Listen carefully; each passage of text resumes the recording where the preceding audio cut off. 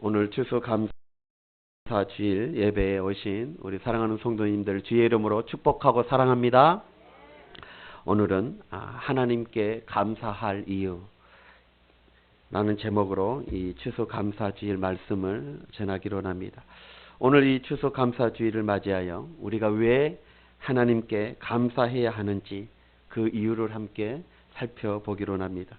오늘 이 시편 107편은 이스라엘 백성들이 70년간 이 바벨론의 포로 생활을 하다가 하나님의 그 구원의 은혜, 해방의 은혜로 말미암아 조국으로 돌아오게 되어져서 그것이 너무나도 감사해 하나님 앞에 올려드리는 감사 찬양시가 바로 시편 107편이 되어집니다. 그래서 우리는 오늘 이 본문의 말씀을 통해서 시편 기자가 어떤 감사를 했는지 그것을 살펴보고 또한 우리도 이 시편의 기자처럼 하나님께 감사를 드려야 할 줄 믿습니다. 윌리엄 로울이라는 사람은 이렇게 말을 했습니다. 세계 최고의 성자는 기도를 많이 했다든지 금식을 많이 했다든지 혹은 자선을 많이 베풀었다든지 한 사람이 아니라 범사에 하나님께 감사한 사람이다. 범사에 하나님께, 모든 일에 하나님께 감사한 사람이 세계 최고의 성자, 거룩한 자다라고 이렇게 말을 했습니다. 그만큼 범사에 하나님께 감사하는 것이 우리 신앙생활에 있어서 얼마나 중요한 것인지를 말해주는 것일 것입니다. 사랑하는 성도 여러분, 오늘 여기에 모여 예배하는 우리 모든 성도님들은 범사에 하나님 앞에 감사하는 성도님들이 되시길 주의 이름으로 축복합니다. 자, 그럼 왜 우리가 하나님께 감사해야 할까요? 우리가 감사해야 할 이유가 무엇일까요? 오늘 본문을 통해서 우리 한번 살펴보기로 합니다. 먼저 2절 3절에 보니까 여호와의 속량을 받는 자들은 이같이 말할지어다. 여호와께서 대적의 손에서 그들을 속량하사 동서남북 각 지방으로부터 모으셨도다. 아멘. 자, 하나님께서 우리를 구원해 주셨기 때문에 우리는 감사해야 될 줄 믿습니다. 그렇습니다. 오늘 본문에 보면 속량이라는 단어가 나옵니다. 이 속량은 히브리어 언어로 보면 켈알랄이라는 단어를 쓰고 헬라어를 보면 악사고라저라는 단어를 씁니다. 이 말은 무슨 말이냐? 건지다, 속량하다, 구속하다, 값을 지불하다, 값을 치르다 라는 의미를 담고 있어요. 자, 다시 말하면 이 말은 무슨 말입니까? 하나님께서 우리를 값주고 사셨다라는 구원을 말해주고 있는 것입니다. 그렇습니다, 여러분. 하나님은 우리를 구원하신 분이십니다. 그렇기 때문에 우리는 감사해야 되는 것입니다. 성경에 보면 이 구원은 두 가지가 나옵니다. 하나는 영혼의 구원, 또 하나는 어려운 상황에서의 구원이 있습니다. 영혼의 구원은 죄로 인하여 마귀의 종이 되었던 사람들을 그 마귀의 손으로부터 해방시켜 하나님의 자녀가 되게 하는 것이 영혼의 구원입니다. 자, 그리고 어려운 상황에서의 이 구원은 육체적인 질병이나 가난 또는 어떤 시련이나 또한 환난 또는 시험이나 어떤 실패 같은 인생의 문제에서 건져주시고 회복시켜주시고 구원해 주신 것을 말씀하고 있는 것입니다. 자, 그러면 여러분, 이 두 가지 중에, 이 두 가지의 구원 중에 어떤 구원이 더 중요할까요? 영혼의 구원이 중요할까요? 어려운 상황에서의 구원이 중요할까요? 물어본 제가 바보죠. 영혼의 구원이 중요합니다. 하지만 하나님을 모르는 사람들은 어려운 환경에서의 구원, 그것이 영혼의 구원보다 중요하다고 생각합니다. 영혼은 죽어도 별 관심이 없습니다. 영혼이 죽어도 돈 많이 벌면 되고 영혼은 죽어도 높은 지위를 얻으면 그만이다 라고 생각을 합니다. 세상 사람들이 이렇게 생각하는 것은 영적인 세계를 모르고 있기 때문인 것입니다. 그래서 눈에 보여지는 그런 세계, 눈에 보여지는 그 세계를 보여지지 않는 영적인 세계보다 더 소중히 여기고 더 중요하게 여기더라는 거예요. 그러나 여러분, 우리 신자들은 불신자들과 달라야 합니다. 혹 육체에 병들고, 육체가 병들고 재정적으로 어렵고 상황이 힘들다 할지라도 내 영혼을 구원하신 그 하나님의 은혜로 인하여 우리는 충분히 감사해야 될 줄 믿습니다. 그래서 지난 시간에도 말씀드렸죠. 하박국 선지자가 정말 하나님께서 베풀어 주신 그 영적인 구원의 은혜, 그 구원의 은혜를 알았기 때문에 놀라운 고백을 하게 되어집니다. 우리 다시 한번 하박국 3장 17절 18절 한번 보시겠습니다. 시작. 비록 무화과 나무가 무성하지 못하며 포도나무에 열매가 없으며 감람나무에 소출이 없으며 밭에 먹을 것이 없으며 우리의 양이 없으며 외양간에 소가 없을지라도 나는 여호와로 말미암아 즐거워하며 나의 구원의 하나님으로 말미암아 기뻐하리로다. 아멘. 자, 하박국 선지자는 이 하나님의 구원, 그것을 알았기 때문에, 영혼의 구원, 그것을 알았기 때문에 6가지가 없고 없는 상태에서도 하나님을 찬양하고 감사하였다라고 말하고 있는 것이에요. 사랑하는 성도 여러분, 우리도 마찬가지입니다. 우리의 환경과 상황은 어렵고 힘들다 할지라도 나의 영혼을 구원하셔서 하나님의 자녀 삼아주시고 천국 백성 삼아주신 그 하나님 앞에 우리는 감사해야 될 줄 믿습니다. 여러분, 하나님은 바벨론의 포로 중에 있었던 이스라엘 백성들을 구원해 주셨습니다. 그들이 바벨론에서 구원받았던 것은 전적인 하나님의 은혜였습니다. 만약에 하나님께서 은혜를 베풀어 주시지 아니하셨다면 바벨론에서 돌아오지 못하였을 것입니다. 한마디로 하나님의 은혜로 구원을 받았습니다. 우리도 마찬가지입니다. 하나님의 은혜로 구원을 받았습니다. 그리고 하나님은 그 구원의 은혜의 도구로 십자가를 사용하셨습니다. 여러분, 영혼 구원은 십자가의 능력으로 받는 것입니다. 나의 공로로 나의 영혼의 구원을 받는 것이 아닙니다. 오직 예수 그리스도의 그 십자가만이 구원의 능력입니다. 할렐루야. 그래서 사도 바울은 고린도전서 1장 18절에 이렇게 고백합니다. 한번 우리 다 같이 한번 볼까요? 시작. 십자가의 도가 멸망하는 자들에게는 미련한 것이요 구원을 받는 우리에게는 하나님의 능력이니라. 할렐루야. 그렇습니다. 오직 예수 그리스도의 그 십자가의 능력만이 우리의 영혼의 구원을 주는 것입니다. 자, 그런데 이런 십자가를 통해서 구원을 받으려면 반드시 인간의 자기 포기가 전제되어져야 되는 것입니다. 자기가 무엇을 할 수 있다라고 생각하면 하나님의 은혜를 받아들일 수가 없습니다. 자기 힘으로 구원을 받을 수 있다라고 하면 하나님은 좀 더 기다리는 것입니다. 여러분, 내 힘으로 할 수 있다라는 그 사람을 구원해 주면 그 사람은 하나님의 은혜를 인정하지 않습니다. 자기 힘으로, 자기 능력으로 구원받았다라고 생각할 것입니다. 자, 어느 부두에서 있었던 일입니다. 어느 날 이제 전기 여객선이 도착했습니다. 그래서 사람들이 배에서 내리는 중에 그만 한 여자가 발을 헛디뎌서 바다에 빠지게 되어졌습니다. 사람들은 모두 고함을 질렀습니다. 발을 동동동동 굴렀습니다. 그런데 선원들은 그것을 보고도 가만히 있기만 했어요. 그러자 사람들은 무책임한 그 선원들을 비난을 하기 시작했습니다. 왜 구하지 않느냐고.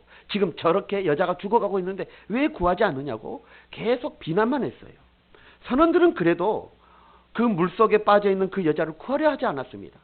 한 번 물에 들어갔다가 나오고 또 한 번 들어갔다 나오고 또 한 번 들어갔다 나와도 이 선원들은 구하려고 하지 않아요. 요지부동이에요. 자, 그런데 그 여자가 힘이 완전히 소진되자 한 선원이 비호같이 다이빙을 해서 그 축 처진 이제 그 여자를 구해 올렸습니다. 그 모습을 본 사람들은 왜 처음부터 빨리 구하지 않았느냐고 그 선원을 나무라기 시작했어요. 그러자 그 선원은 숨가쁜 숨을 이제 내쉬면서 이렇게 말을 했어요. 모르는 말씀들 하지 마십시오. 사람이 물에 빠져 자기 힘으로 살아보려고 안간힘을 쓸 때에는 어느 장사가 구하러 들어가도 그 빠진 사람의 힘에 눌려 둘 다 빠져 죽을 수밖에 없습니다. 그래서 기다린 것입니다. 라고 말을 했다는 거예요. 사랑하는 성도 여러분, 내 힘으로 어려운 상황에서 구원을 받는다?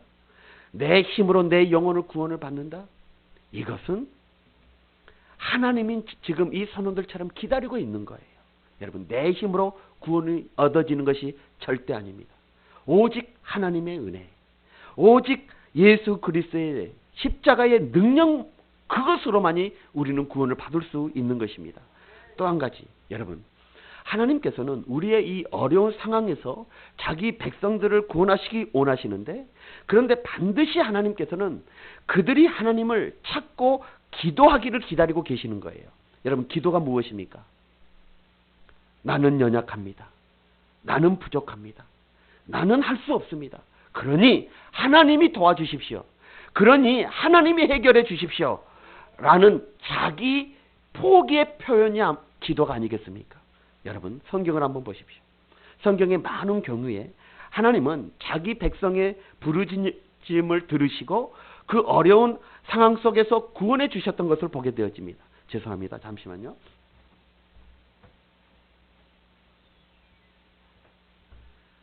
자, 여러분, 애굽에 있었던 그 이스라엘 백성들 한번 보십시오.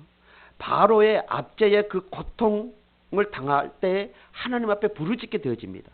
하나님께서는 그들의 그 기도를 들으시고 응답하셔서 430년 동안의 그 노예 생활에서 해방시키시고 구원해 주셨습니다. 자, 바꾸어 말해 보십시오, 여러분. 430년 동안 하나님은 하나님을 찾고 부르짖기를 하나님은 기다리고 계셨다는 것입니다. 그래서 그들이 그 고통 가운데서 하나님께 부르짖고 하나님께 찾을 때 하나님은 그들을 그 노예 생활에서 해방시켜 주셨다는 것입니다. 여러분, 분명한 것은 우리가 하나님을 찾고 구하면 하나님은 반드시 우리의 어려운 상황 가운데서 구원해 주신다는 것입니다. 자, 그러면 우리가 하나님 앞에 감사할 이유가 바로 이것이죠. 먼저 내 영혼을 구원해 주신 그 하나님의 은혜에 감사해야 되는 것입니다.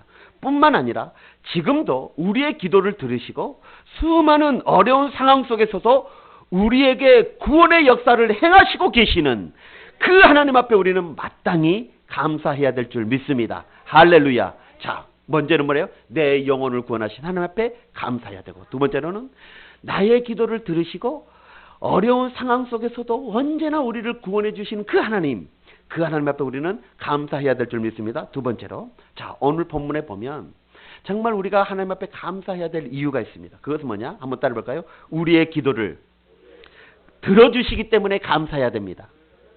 자, 4절, 6절 한번 볼까요? 이스라엘 백성들이 당하는 어려운 상황을 시편 기자는 4절, 5절에서 이렇게 표현합니다. 자, 그들이 광야 사막길에서 방황하며 거주할 성읍을 찾지 못하고, 자, 광야와 사막은 같은 곳 아닙니까? 그런데 계속해서 반복해요. 그만큼 그들의 삶이 메마르고 피폐해졌던 모습을 보여주고 있습니다. 그런 사막에서 방황해요. 그리고 거주할 성, 자기들이 살아가야 할 성을 찾지 못해요. 얼마나 비참한 그런 삶입니까? 그리고 5절 한번 보십시오. 그들의 삶을 이제 이렇게 표현합니다. 줄이고 목이 말라 그들의 영혼이 그들 안에서 피곤하였도다. 얼마나 지금 피폐한 그런 삶을 표현하고 있습니까? 자, 그랬던 그런 상황 속에서 6절 우리 다 같이 한번 볼까요? 자, 6절 시작. 이에 그들이 근심 중에 여호와께 부르짖음에 그들의 고통에서 건지시고. 아멘. 자, 그런 고통, 지금 사막에서 방황하고 있는, 그래서 영혼까지 피곤한 그런 상황에서 그들이 여호와 하나님 앞에 부르짖음에 하나님이 그 기도를 들으시고 그 고통에서 건져주시니라. 할렐루야. 그렇습니다, 여러분. 하나님께서 그들의 기도를 들으시고 그 기도에 응답하셔서 그 고통에서 건져주셨다는 거예요. 사람들은 어떻습니까? 어려운 상황을 당하면 그 상황을 자기 힘으로 풀어보려고 최선을 다해봅니다. 하지만 하나님 편에서 그것은 최선의 노력으로 보지 않는다는 거예요. 하나님 편에서의 최선의 노력은 뭐냐? 먼저 하나님을 찾고 하나님을 부르는 것입니다. 그래서 하나님이 주시는 그 말씀에 순종하는 것이 최선이 되어지는 거예요. 여러분, 우리가 자기 문제를 하나님 없이 풀려고 하는 거, 그거 교만입니다. 그렇게 하는 것 때문에 하나님의 일이 더뎌지는 경우가 많습니다. 어느 실을 만들고 실을 짜는 공장, 직조 공장이라고 그러는데, 그 공장에서 일하는 여공들이 있었습니다. 지금 여성 노동자를 말하는 것이죠. 그런데 실이 엉키면 벨을 눌러서 공장장을 불러 그 엉킨 실을 풀어달라고 요청해야만 했습니다. 자, 그런데 한 여공이 자기 능력을 과시하려고 공장장을 부르지 않고 스스로 그 엉킨 실을 풀어보려고 노력을 했습니다. 그러나 실은 더욱더 엉킬 뿐이지 풀어지지가 않는 거예요. 한참 진땀을 흘리며 노력을 하고 최선을 다해봐도 이게 풀려지지가 않는 거예요. 그래서 어쩔 수 없이 이제 버튼을 눌러서 공장장을 불렀습니다. 그래서 공장장에게 이렇게 말해요. 공장장님, 제가 이 엉킨 실다리를 풀어보려고 안간힘을 썼는데 최선을 다했는데도 결국 이게 풀리지 않습니다. 라고 이렇게 말을 하니까 그 공장장이 하는 말이 그 여공에게, 여공으로서 최선을 다하는 일은 벨을 눌러 공장장을 부르는 일입니다. 라고 이렇게 말을 했다는 거예요. 사랑하는 우리 그리스도 여러분, 성도 여러분, 정말 우리 그리스도인들은 우리의 최선은 하나님을 찾는 것임을 명심하시길 주의 이름으로 축원합니다. 정말 우리가 언제 어디서나 주님을 부를 수 있다는 것이 우리에게는 특권인 줄 믿습니다. 하나님은 항상 우리의 부르짖음에 귀를 기울이고 계십니다. 기다리고 계시는 거예요. 응답해 주시는 좋으신 하나님이 우리 하나님이십니다. 사랑하는 성도 여러분, 기도의 응답에 대해서 확신을 가지시길 주의 이름으로 축원합니다. 자, 요한복음 16장 24절 한번 보세요. 24절 다 같이 시작. 지금까지 너희가 내 이름으로 아무것도 구하지 아니하였으나 구하라, 그리하면 받으리니 너희 기쁨이 충만하리라. 아멘. 지금까지는 너희가 내 이름으로 아무것도 구하지 않았다는 거예요. 구하지 않으니까 받지 못했다는 거예요. 응답받지 못했다는 거예요. 그런데 이제는 뭐 하라는 거예요? 구하라, 그리하면 받게 되어진다라는 것입니다. 그렇습니다, 여러분. 주님은 우리가 주님의 이름으로 구하면 주시겠다라고 지금 약속하고 계십니다. 그분이 말씀하셨으면 우리는 그대로 믿고 행하면 되는 것입니다. 프랑스의 루블 박물관이라고 있죠. 그 박물관에 이 나폴레옹이 타던 말이 박제되어져 있다고 합니다. 아주 작은 말이라고 그래요. 근데 그 나폴레옹이 그 말을 타고 있을 때에 말이 갑자기 펄펄펄펄 이렇게 막 날뛰게 되어졌어요. 그래서 이 나폴레옹이 그 말에서 떨어져 죽을 위기에 있었습니다. 그때 한 병사가 자기의 생명을 내걸고 달려가서 그 말을 제압시켰어요. 그래서 위기를 넘긴 이 나폴레옹이 그 병사에게 향하여 소리를 질렀어요. 이제부터 너는 장교다라고 소리를 질렀습니다. 그 말을 듣고 그 병사가 장교들이 서 있는 자리에 가서 섰습니다. 계급장은 사병 계급장인데 장교 줄에 가서 서 있었어요. 그래서 옆에 있던 장교가 계급장을 보니까 사병 계급장이거든요. 그러니까 사병 자리로 가라고 이렇게 말을 했어요. 그때 그가 대답을 했습니다. 나는 장교입니다. 황제께서 나를 장교라고 임명하셨습니다. 그분이 장교라고 하면 나는 장교입니다. 라고 했던 거예요. 여러분, 우리 그리스도인들은 나폴레옹의 말을 믿고 그 병사가 장교의 자리에 섰던 것처럼 우리도 주님의 말씀을 믿어야 되는 거예요. 왜일까요? 우리 주님은 만왕의 왕이시기 때문인 것입니다. 주님이 기도하면 응답하시겠다라고 말씀하셨으니 우리는 기도하면 응답받는 것입니다. 중요한 것은 기도에 대한 어떤 지식을 갖는 것이 아닙니다. 기도에 대한 어떤 지식이 있다고 응답받는 것이 아닙니다. 기도의 약속을 믿고 기도할 때 응답받는 거예요. 우리의 기도를 들으신 여러분, 하나님을 찬양하십시오. 여러분, 우리의 기도에 응답하신 그 하나님 앞에 감사하시길 바랍니다. 여러분, 이것이 우리의 감사해야 될 이유가 되어지는 거예요. 우리는 전능하신 하나님께 기도할 수 있고 기도하면 응답해 주신다는 약속을 주셨기에 우리는 감사해야 되는 거예요. 오늘 여러분, 어려운 상황 가운데서도 우리가 하나님 앞에 기도할 수 있음을 감사하시고 우리의 기도를 들으심을 감사하시고 우리의 기도에 응답하심을 감사하시길 주의 이름으로 축원합니다. 할렐루야. 그렇습니다. 여러분, 이것이 바로 우리의 감사의 이유가 되어지는 거예요. 자, 세 번째로 오늘 본문에 보니까 우리가 왜 하나님 앞에 감사해야 되느냐? 하나님께서 우리를 인도해 주시기 때문에 감사해야 되는 거예요. 자, 7절 한번 보시죠. 본문 7절 다 같이 시작. 또 바른 길로 인도하사 거주할 성읍에 이르게 하셨도다. 아멘. 4절에 보니까 거주할 성읍도 찾지 못하고 광야에서 그 사막길에서 방황하고 있는 그들을 하나님께서 7절에 보니까 바른 길로 인도하사 거주할 성을 주셨다라고 말하고 있어요. 여러분, 시편 이 107편의 기자는 7절에 보니까 하나님은 하나님의 백성을 바른 길로, 선한 길로, 축복의 길로, 할렐루야, 인도하신다고 지금 고백하고 있어요. 다윗을 한번 보십시오. 다윗이 시편 23편에 하나님을 뭐라고 고백합니까? 여호와는 나의 알기는 잘하셔. 여호와는 나의 목자라고 고백을 해요. 목자이신 주님은 양인 다윗을 푸른 초장 쉴만한 물가로 인도하셨습니다. 자, 그래서 다윗은 목자이신 주님이 자신과 함께 하시고 자신을 선한 길로 인도하신다는 것을 알았기 때문에 그 뒤에 뭐라고 고백합니까? 사망의 음침한 골짜기의 그 해도 두렵지 않다라고 고백하고 있는 거예요. 그렇습니다, 여러분.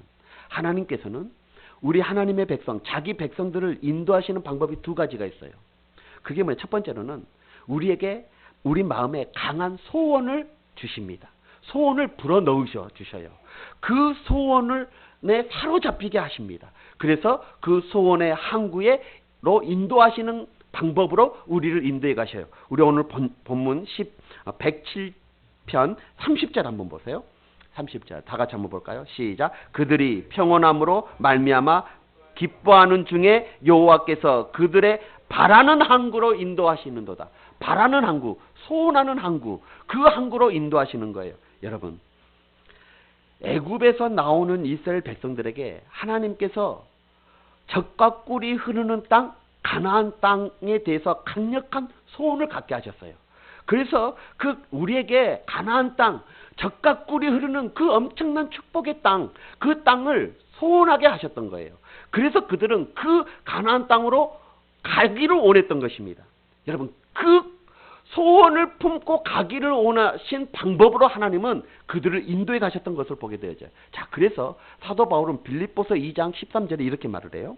너희 안에 행하시는 이는 하나님이시니 자기의 기쁘신 뜻을 위하여, 하나님의 그 기쁘신 뜻을 위하여 너희에게 무엇을 두사? 소원을 두사 행하게 하셨다라고 말한 거예요. 하나님의 뜻을 이루기 위해 먼저 하나님께서는 우리에게 뭘 주시는 거예요? 소원을 주시는 거예요. 소원을 주셔서 그 소원을 행하게 하신다는 것입니다. 이런 방법으로 하나님께서는 우리를 인도해 가셔요. 하나님의 전에 대한 사랑, 헌신, 그런 마음이 불같이 일어나요. 그래서 하나님 앞에 어떤 것을 헌신하지 않으면 견딜 수가 없는 그런 소원을 주시는 거예요. 그 방법으로 하나님의 뜻을 이루는 거예요. 선교, 구제 마찬가지예요. 이런 뜨거운 마음을 주시는 거예요. 나에게 소원을 주시는 거예요. 그 소원으로 행하게 하시는 거예요. 그 방법으로 우리를 인도해 가시는 거예요. 또 한 가지는 멀리 보이지는 못하지만 순간순간 하나님을 의지하고 살아가는 삶 속에서 하나님의 인도하심이 있게 되어집니다. 자, 이 말이 무슨 말이냐면 자기가 어디로 가는지는 모르지만 하나님을 의지하고 성령의 움직이심을 따라 하나님 따라가면 하나님께서 원하시는 곳으로 이르게 되어진다는 거예요. 자, 저는 정말 하나님을 의지하고 하나님을 따르는 사람들은 자신이 어느 길로 가는지 잘 몰라도 괜찮다고 생각합니다. 왜냐하면 나를 인도하신 하나님께서는 분명히 선한 길로 인도하시기 때문인 것입니다. 자, 어느 시각장애인이 이런 간증을 했습니다. 그런데 그가 간증하는 중에 자기가 어디로 가야 하는지 몰라도 괜찮다고 이렇게 말을 하면서 이런 말을 했어요. 저는 안내자의 인도를 따라 길을 다닙니다. 안내자가 100m 앞에 무엇이 있는지 알려주지 않습니다. 바로 앞에 무엇이 있는지만 가르쳐 줄 뿐입니다. 제가 안내자가 가르쳐 주는 바로 앞에 장애물만 조심해서 피하면 안내자는 원하는 목적지에 저를 데려다 줍니다. 이 말이 무슨 말입니까? 우리 주님도 우리를 인도하실 때 이 안내자와 같은 방법을 사용하시는 경우가 많다는 거예요. 장차 어떤 일이 일어날지 가르쳐 주지 않아도 우리가 순간순간, 우리의 삶의 순간순간 주님의 음성을 듣고 순종하면서 나아가면 나도 모르는 사이에 주님이 원하시는 그 길, 주님이 인도하시는 그 길로 가게 되어진다는 거예요. 하나님은 결코 저와 여러분들을 실망시키시는 분이 아니십니다. 하나님은 반드시 저와 여러분, 하나님의 백성들을 바른 길로, 선한 길로 인도하시는 분이셔요. 7절 한번 보세요. 또 바른 길로 인도하사. 이스라엘 백성들을 바른 길로 인도하시는 분이 하나님이십니다. 저와 여러분도 마찬가지예요. 여러분, 애굽에서 가나안 땅으로 가려면 반드시 통과해야 될 곳이 있습니다. 그게 뭐냐? 광야입니다. 하나님은 이스라엘 백성들을 가나안으로 데려가려고 들어가기 위해서 이 광야로 인도하셔야만 했습니다. 광야는 힘들어도 가나안으로 가는 과정입니다. 그렇기 때문에 이 광야를 가면서도 우리는 감사할 수 있습니다. 왜일까요? 반드시 축복의 땅, 젖과 꿀이 흐르는 땅, 가나안 땅으로 우리 하나님이 인도해 가시기 때문입니다. 이 광야는 그 축복의 땅으로 가는 과정인 것입니다. 그렇기 때문에 우리는 그 광야 길에서도 감사할 수 있어야 되는 것입니다. 왜냐하면 마침내 우리는 축복의 땅에 하나님이 인도해 가시기 때문인 거예요. 여러분, 복된 인생이 살아가는 비결도 바로 이거예요. 정말 우리를 인도하시는 그 하나님께 감사하고 따르기만 하면 되는 것입니다. 장차 어떤 일이 일어날지 몰라도 괜찮아요. 우리가 삶의 순간순간 주님의 음성을 듣고 순종하고 나아가기만 하면 나도 모르는 사이에 우리 주님께서는 가장 선한 길로, 가장 바른 길로, 가장 축복된 길로 인도해 주시기 때문입니다. 그러므로 여러분, 오늘도 우리를 인도해 가시는 그 하나님 앞에 감사할 수 있는 저와 여러분들이 되시길 주의 이름으로 축원합니다. 마지막으로, 왜 우리가 하나님 앞에 감사해야 될까요? 첫 번째로는 우리를 구원해 주셨기 때문에 감사해야 됩니다. 두 번째로는 우리의 기도를 들어주시기 때문에 감사해야 되는 것. 세 번째로는 우리를 지금도 인도해 가시기 때문에 좋은 곳으로, 아름다운 땅으로, 축복의 땅으로 반드시 인도해 가시기 때문에 감사해야 되는 거예요. 세 번째로는 따라해 볼까요? 우리에게 가장 좋은 곳으로 주시기 때문에 감사해야 됩니다. 주시기 때문에 감사해야 됩니다. 우리 9절 한번 보세요. 오늘 본문 9절. 그가 사모하는 영혼에게 만족을 주시며 줄인 영혼에게 좋은 곳으로 채워주심이로다. 자, 이 9절의 말씀을 표준 새 번역에서는 이렇게 번역하고 있습니다. 주께서 목마른 사람에게 물을 실컷 마시게 하시고 배고픈 사람에게 좋은 음식을 마음껏 먹게 하셨도다. 이렇게 번역하고 있습니다. 그렇습니다, 여러분. 하나님은 우리의 인생에게 가장 좋은 곳으로 주시는 분이 우리 하나님이신 줄 믿습니다. 할렐루야. 오래전에 영국에서 있었던 일입니다. 런던에 프린스 휴거스라는 목사님이 계셨습니다. 그런데 그 목사님의 설교를 들으면서 수많은 병자들이 고침을 받았습니다. 자살하려는 사람들이 새 생명을 얻었습니다. 수많은 죄인들이 거듭나서 새로운 삶을 살았습니다. 그때에, 그 동시대에 그 런던에 무신론을 주장하는 이 찰스 브래드 레플이라는 사람이 있었어요. 아주 유명한 무신론자였습니다. 그가 그 목사님께 도전장을 냈어요. 나는 아무리 봐도 하나님이 없다 믿습니다. 나는 무신론자입니다. 당신은 하나님이 있다라고 믿는 사람입니다. 자, 그러면 우리 대중들 앞에서 공개 토론 한번 해봅시다. 목사님은 하나님이 계신다라고 증언할 수 있는 사람 100명을 데려오십시오. 나는 하나님이 없다라고 믿는 증인들 100명을 데리고 오겠습니다. 우리 한번 토론해 봅시다. 라고 이렇게 제안을 한 거예요. 드디어 그 날이 되어졌습니다. 목사님은 하나님이 계신다라고 증언할 수 있는 100명의 증인들을 데리고 나타났습니다. 그런데 이 무신론자 브래드 레플이라는 사람은 한 사람도 데려오지 못했습니다. 자, 드디어 이제 열띤 토론이 시작되어졌어요. 그런데 좀처럼 승부가 나지 않습니다. 그때에 이 휴거스 목사님이 데려온 이 100명의 증인들이 차례대로 나와서 말을 합니다. 나는 예수님 때문에 거듭났습니다. 그래서 새로운 사람, 새로운 생활을 하게 되어졌습니다. 나는 예수님이 아니었다면 자살을 했을 것입니다. 이미 이 세상 사람이 아닐 것입니다. 나는 불치병에 걸려 이미 죽을 몸이었습니다. 예수님이 아니었다면 이미 간 속에 들어갔을 것입니다. 또 다른 사람이 나는 예수님이 아니면 이혼했을 것입니다. 예수님이 주신 사랑으로 행복한 가정을 이루고 있습니다. 자, 이렇게 100사람이 자기가 만난 그 예수님 때문에 변화된 삶, 이것을 증언하기 시작했습니다. 그 증언을 듣고 있던 이 브래드 레플이라는 그 무신론자가 이렇게 말합니다. 내가 졌습니다. 무신론자가 되어서 인생이 좋아지는 사람은 단 한 명도 없습니다. 그러나 예수님은 수많은 사람들을 변화시켰습니다. 나도 이제 예수님을 믿어야 할 것 같습니다. 여러분, 예수님은 사람을 변화시킵니다. 예수님은 우리의 인생을 좋게 해 주시는 것입니다. 가장 좋은 곳으로 주시는 것입니다. 우리는 하나님은 정말 좋은 곳으로 주시는 분일수록 우리는 고백할 수 있는 우리가 되어야 될 줄 믿습니다. 자, 그러려면 정말 하나님은 우리에게 좋은 곳으로 주시는 분이라고 고백하려면 하나님에 대한 확실한 신뢰가 있어야 돼요. 하나님에 대한 완전한 신뢰가 있어야 되는 것입니다. 하나님은 좋으신 아버지가 되시기 때문에 우리에게 쓸데없는 것 주시지 않습니다. 우리의 필요를 그 누구보다도 잘 알고 계십니다. 또한 우리가 무엇이 필요한지, 무엇이 우리에게 더 중요한지, 무엇이 더 가치 있는지 정확하게 알고 주시는 분이 우리 하나님이십니다. 심지어 하나님은 고난도 우리에게 유익하면 고난도 허락하십니다. 그리고 그 고난마저도 축복으로 바꾸어 버리시는 분이 하나님이십니다. 그러기에 여러분, 우리는 그 고난 중에도 감사해야 될 줄 믿습니다. 왜요? 그 고난은 결국 축복이 되기 때문인 것입니다. 시편 34편 10절에 보면 하나님에 대한 다윗의 믿음의 고백이 나옵니다. 자, 우리 한번 다 같이 한번 볼까요? 시작. 젊은 사자는 궁핍하여 줄일지라도 여호와를 찾는 자는 모든 좋은 것에 부족함이 없으리로다. 아멘.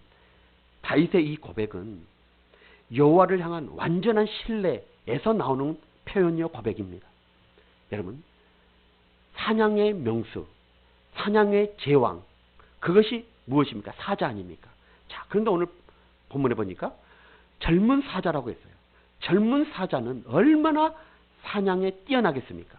그런데 그 젊은 사자라도 궁핍할 수 있다는 거예요. 그러나 여호와 하나님을 찾는 자는 모든 좋은 것에 부족함이 없으리로다. 할렐루야.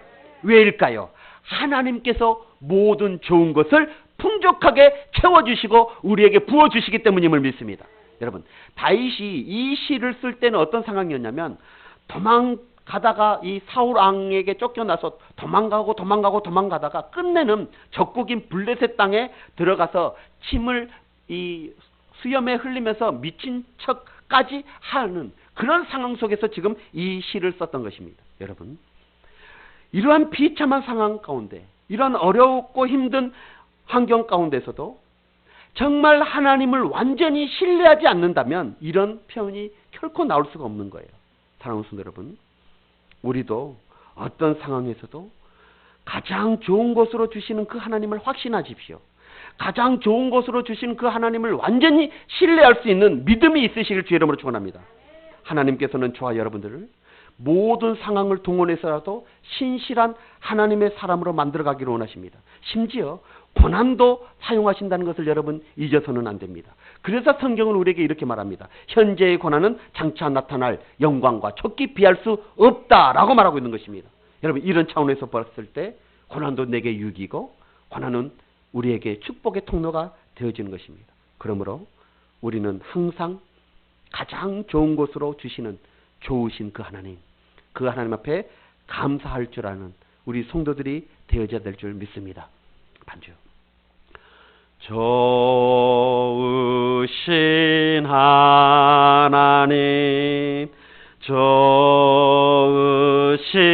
하나님, 참 좋으신 나의 하나님.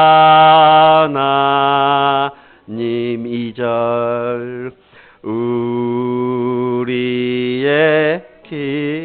기도를 응답해 주시는, 반주하지마, 참 좋으신 나의 하나님. 3절 한없는 축복을 우리에게 주시는 참 좋으신 나의 하나님. 아멘. 그 좋으신 하나님께 우리 감사합시다. 자, 우리 말씀의 결론을 내리겠습니다. 오늘 시편 107편을 통해서 우리가 하나님께 정말 감사해야 할 이유가 어디에 있는지에 대해 함께 나누었습니다. 우리는 다음과 같은 이유로 하나님 앞에 반드시 감사해야 됩니다. 첫째는 우리를 구원해 주시기 때문에 감사해야 됩니다. 영혼의 구원뿐만 아니라 어려운 그런 상황 속에서도 구원하시는 그 하나님 앞에 우리는 감사해야 됩니다. 두 번째로는 우리의 기도를 들으시고 응답해 주시기 때문에 우리는 감사해야 됩니다. 셋째는 뭐였습니까? 우리를 가장 선한 길로, 축복의 길로, 바른 길로 인도하시기 때문에 우리는 감사해야 됩니다. 그리고 마지막 네 번째로는 우리에게 가장 좋은 곳으로 주시기 때문에 여러분 우리 하나님 앞에 감사해야 됩니다. 사랑하는 우리 성주교의 모든 성도 여러분, 이렇게 좋으신 그 하나님께 범사에 감사하며 살아가는 복된 성도들 되시길 주의 이름으로 축원합니다. 할렐루야. 기도하겠습니다. 오늘 말씀 붙잡고 한번 기도합니다. 우리 추수감사절, 이 추수감사절을 통하여서 다시 한번 우리가 감사해야 될 이유에 대해서 함께 나누었습니다. 여러분, 왜 우리가 하나님 앞에 감사해야 됩니까? 우리의 영혼을 구원하시고 우리의 기도를 들으시고 응답하시고 우리를 선한 길로 인도하시고 지금도 좋은 곳으로 우리에게 주시는 그 하나님, 그 고난마저도 장차 축복으로 바꾸어 버리시는 그 하나님. 그래서 우리는 고난 중에도 감사할 수 있고 우리를 바른 길로 좋은 길로 인도하시기에 광야길을 걷는다 할지라도 우리는 감사할 수 있습니다. 이러한 하나님을 향한 확실한 신뢰, 그런 신뢰를 갖는 믿음 있게 해달라고, 그래서 늘 감사할 수 있는 우리의 모습이 될 수 있도록 해달라고 우리 함께 기도했으면 좋겠습니다. 다 같이